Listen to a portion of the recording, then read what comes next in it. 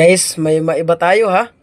Ito yung matagal ko nang gustong ulamin pero napakainam nito.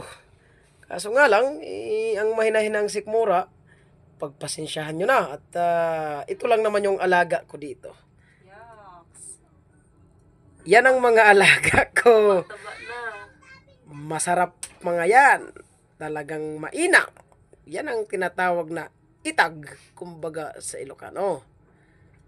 Yan ang pinakapaborito ni Sarge na ulam. Ayan yan. Yan. Oh. Nakasabit yan. Mahaba-haba yan. Ngayon, titignan natin.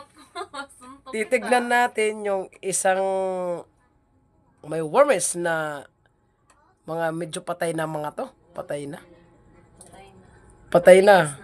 Yung mga, ayan o, masarap yan. Ano yan sa kanin? At ito naman yung sinasabi natin na sleeping shark. Kumbaga sa Tagalog, mga tulog na pating. Natutulog. Ayan yan. Yan ang pinakamainam na itag. Itag ng waray ito. Kasi pag Ilocano, siyempre, waray tayo.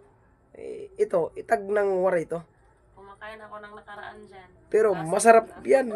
Naku, pag natikman nyo, makakalimutan yung pangalan nyo. Ayan, ayan siya. Ayan, napakainam yan. Diyos ko po. Yan ang pinaka masarap na gawa ng Ilocanong waray. Ayan o.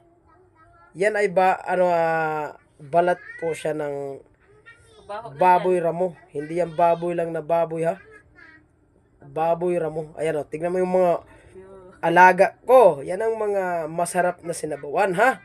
Abangan nyo bukas at gagawin kong sinampalukan. Okay guys, maraming salamat.